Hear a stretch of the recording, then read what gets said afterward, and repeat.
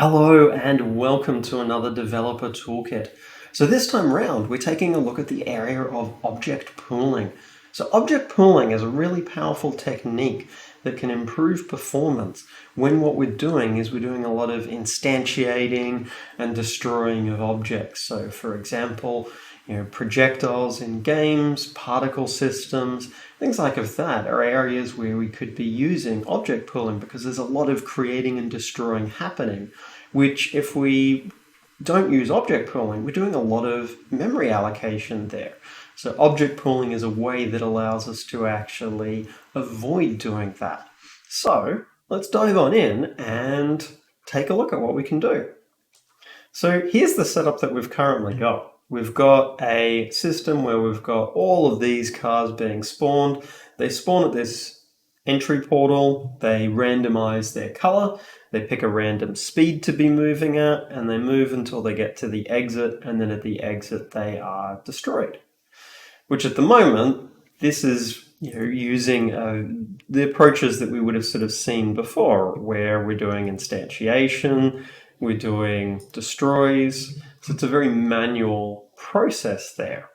So this is something where we want to look at how we can switch this over to be using object pooling.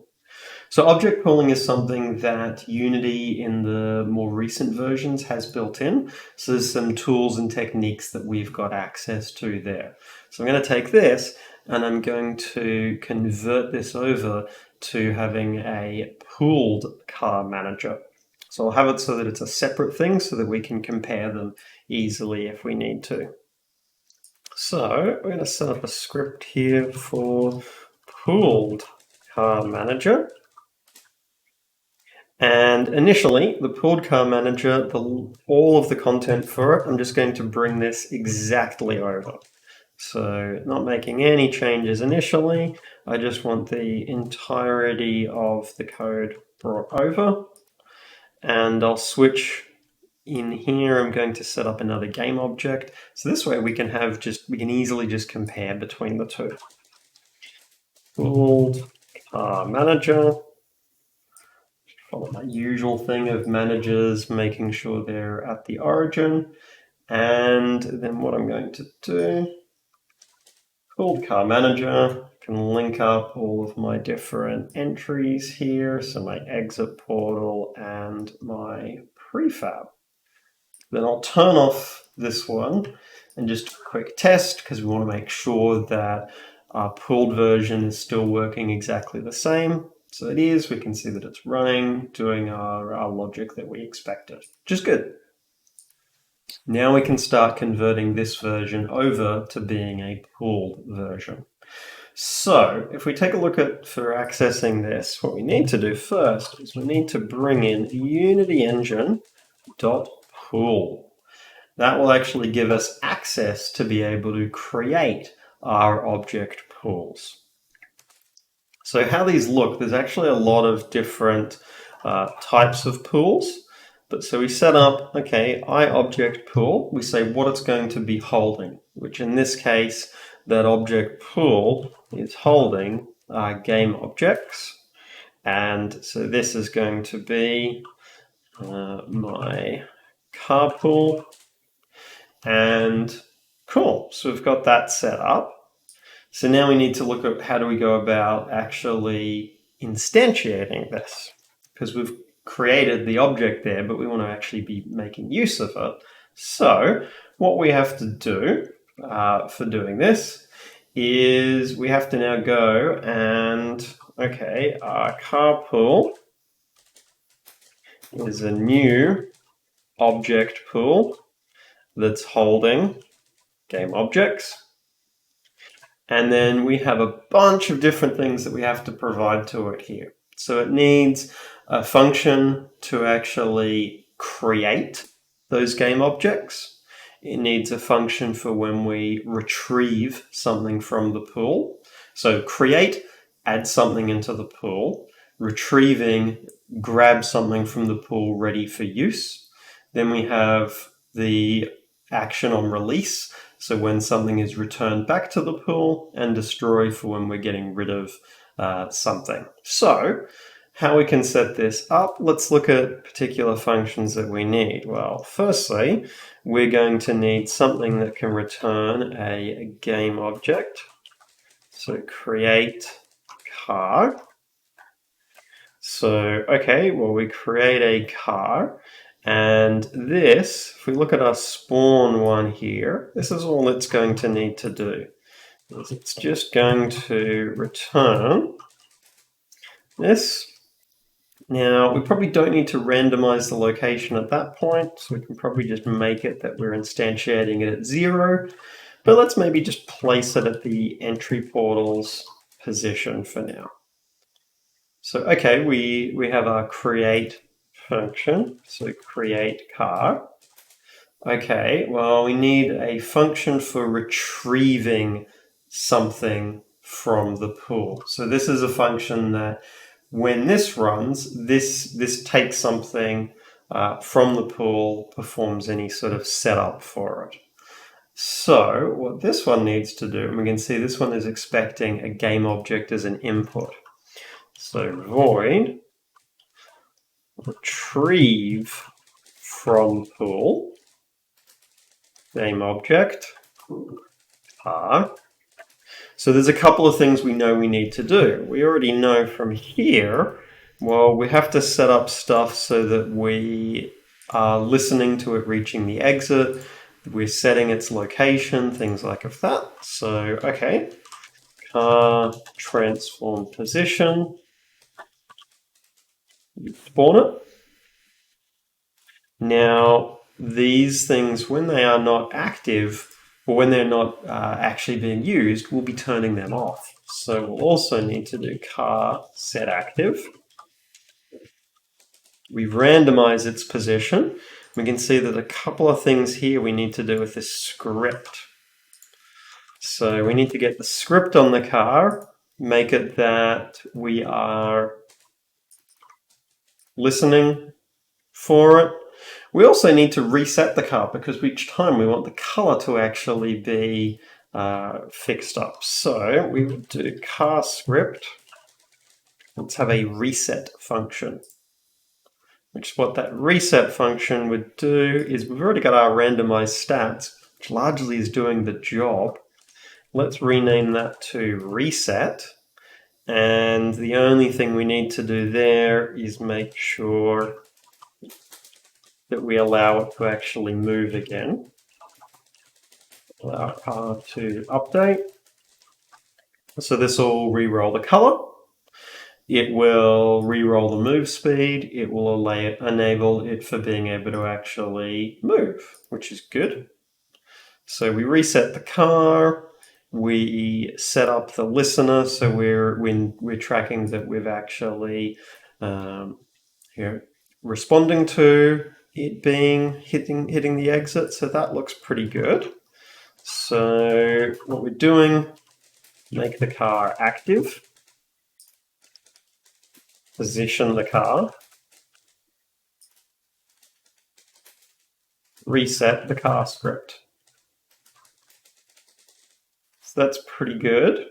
Again, we can pass in that function here, retrieve from pool. Now we need this action on release. So action on get is when we retrieve something from the pool. Action on release is when something gets returned to the pool. So return to pool, again, takes in our type of thing that we're working with. Well, we know that we want the car to be inactive because otherwise it would be getting there and still being drawn. So car set active, false. Turn off the car, and we want to disconnect that listener. Disconnect the listener. So car script, we'll need to retrieve the car script firstly, which we can do this kind of all in one go because we're not doing anything else with the script. If we were, I would cache it in another variable. In this case, I generally wouldn't. So we've got our onReach exit. So then we want to remove all listeners. We don't want anything. There might be other things that have subscribed to it. We don't want anything reacting to it. So that's good. So we have return to pool. And then finally, we need a destroy option. This is for if it's trying to return something to the pool, but there's not enough space in it. So destroy pool object, game object, which for this, it's actually a really straightforward setup for us. For us, we can just do a destroy. So destroy pooled object, and then we could set things like our capacity, stuff like that.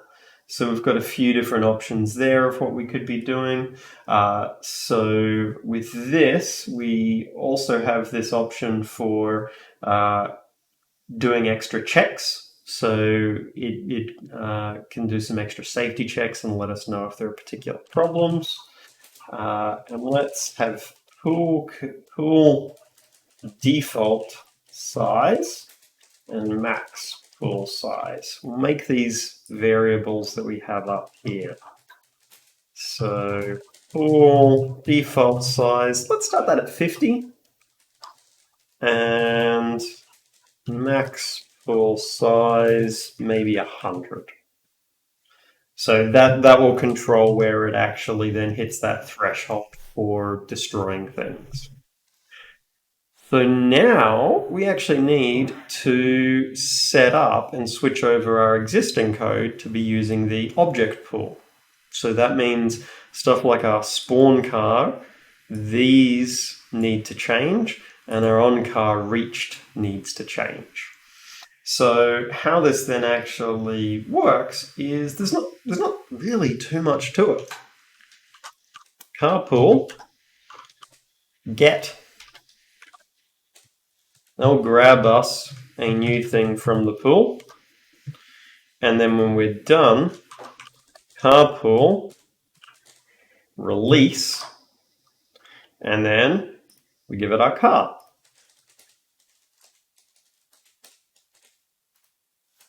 So let's take a look at this. Let's see if this is behaving, hopefully, the way that we want. It's a reasonably straightforward conversion process there, but let's check and make sure that this is actually behaving the way that we want.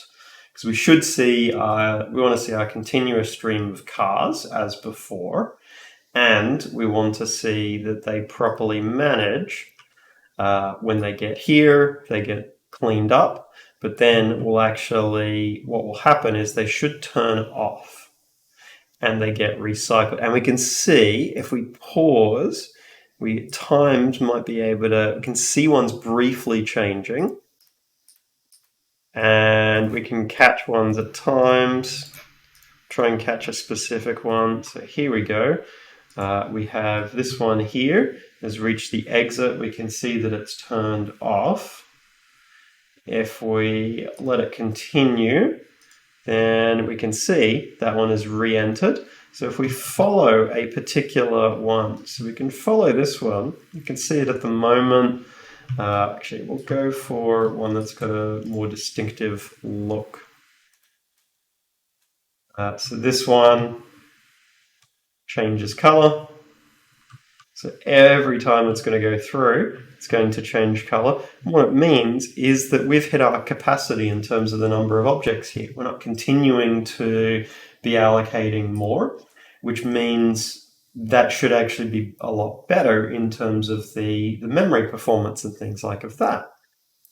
And if we take a look, because this is something where this is a good thing where we can now actually really easily just do a comparison on this of performance. So we take a look at the profiler and looking at the memory. So garbage collection, we're not seeing the number of game objects change. Stats here in terms of memory are sitting really stable. We're not changing the number of game objects, scene objects, things like that are hitting nice and stable. Used memory, things like that are holding stable as well. Let's compare that against the other version. So we'll run the other version and then we'll take a look and see. So other version is now running. So what we'll notice with this is the game object count is continually changing. It's going to hit probably higher values there as well. And we're going to tend to see continual fluctuations here because we are continually destroying and reallocating things. So rather than actually being able to just reuse stuff and respawn it and reconfigure it, it's actually going to be far more expensive there. Because of that fact that what it's doing is it's having to actually destroy it, freeze up all the memory associated with it, then it's got to reallocate all of that memory and do all of that process again. So it's much, much more of a continual overhead. So object pooling avoids having that excessive memory pressure exist there. So really, really powerful thing to have. We have different versions of these pools. So in this case, I've used the object pool, but we also have things, something called a linked pool. So object pool versus linked pool, how they differ is based upon the underlying container behind it of how it stores the data for the pool. So for the object pool, it's backed by effectively an array, so a contiguous block of memory. What that means is an object pool can typically take up more space because it has to always have that block allocated for performance, because reallocating that block as the size changes is an expensive operation.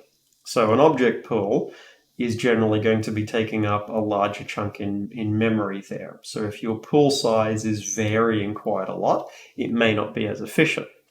A linked pool, on the other hand, is using a linked list behind the scenes, which means that it's able to shrink and grow very dynamically with a very consistent cost there. The additional aspect there, though, is there is a little bit more overhead for traversing something that's in a linked list. So there's a little bit more CPU overhead with a linked list, but less memory overhead. Whereas with the object pool one, there is a bit more memory overhead, but CPU overhead is generally going to be cheaper. So we could use either one. The syntax of working with them is identical. So I could set up here, use linked pool, and just actually switch this. So F, use linked pool. Shall do this. If we're not using linked pool, then we do this. Otherwise, our pool is a new linked pool, and the rest is actually going to be the same. They have the same sort of structures there for it. The main difference is if we look with the linked pool, they don't have a default size. They just have a max size. So let's see if we notice any difference with that. We likely won't with the size and scale of things that we're working with here, but it's something where we can run this up and we'll see. So default size is obviously not going to have any impact here with this. But if we're watching the memory side, we should see a similar aspect where it's going to be very stable once it actually hits that maximum sort of threshold there. And we can see it'll hit that point. We're still getting the same behavior of things being hidden and destroyed. It's going to get up to the 100 game objects, and then at that point we won't see it creating or removing any further ones. So it's hit that stable point. So functionally exactly the same. It's just a slight difference in terms of the object that's backing it.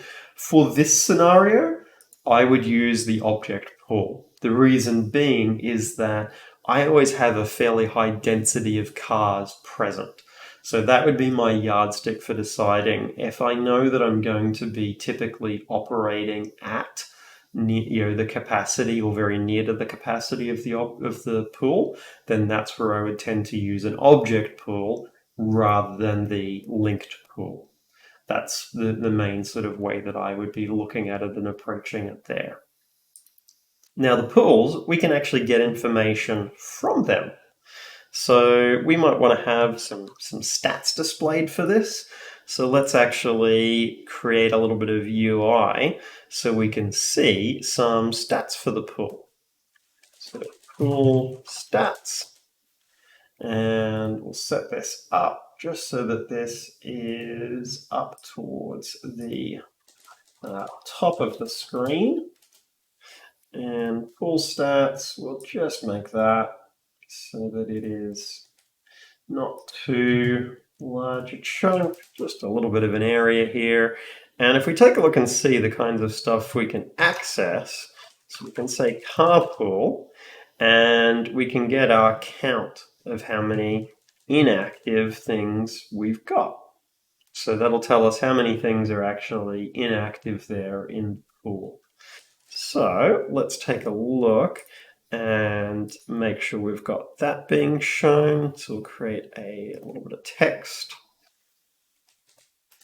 Inactive count. And we'll position this over to the left. Might not end up having other ones in there, but just because force of habit, prefer using the horizontal layout groups just so we have stuff nicely organized there. Cool. So we've got our stat that we'll be showing here. We'll make that text so it's a little bit more readable in size. That's better. And 100. So inactive. That gives us enough space. So we'll make it that we can be displaying that bit of information. Unity Engine. UI. Serialized field. Text. Inactive count. So we'll just update that continually in our update one here. Inactive count.text equal to inactive carpool count inactive. Just as a handy way of being able to keep an eye on sort of the stats for it. That's something where you're with your systems where you are using object pooling. I would recommend doing like of that, just because I think that's a good way of being able to keep track of, how it'll allow you to adjust the sizes better. If you're seeing a lot of stuff where there's huge amounts inactive, you might be able to reduce the size. And at the moment, we don't have any inactive because we haven't hit the capacity limits for the pool. So it should be 0 at this point. And now we'll start seeing that aspect of where it will be briefly changing at times to values above 0 because we've got a couple of ones that we are switching off. So just a handy way to be able to keep track of that, so we just know where we're at with the pooling. And there are actually some additional stats that we can access as well. Now, to be able to access those, at the moment, we made this the most generic setup here for the pool, where we used iObjectPool. If I change this just directly over to an object pool, and I will actually get rid of the linked pool support, just because the difference there, in particular in this case, is quite minimal, because what this will allow us to do is we have inactive, but we also have a couple of other stats. So we have active.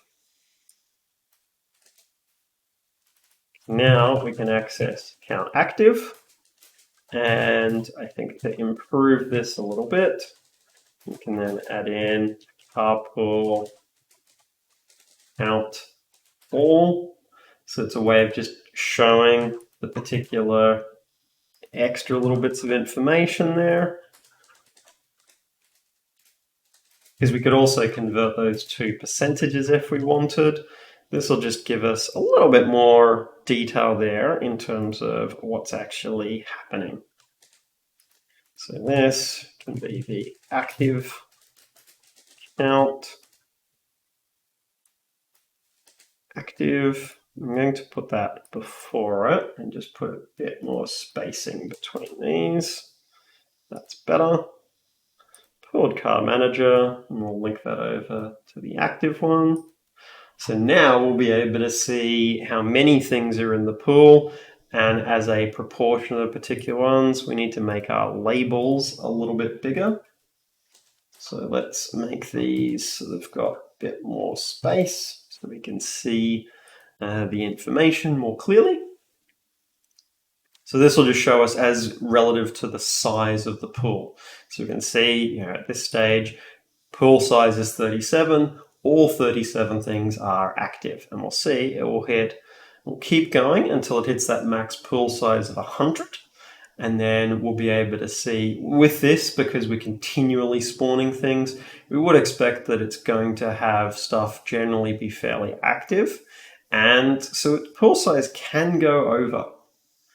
So it can end up getting a little bit above. It's generally not going to go too far above, but depends upon how rapidly you're sort of spawning things there.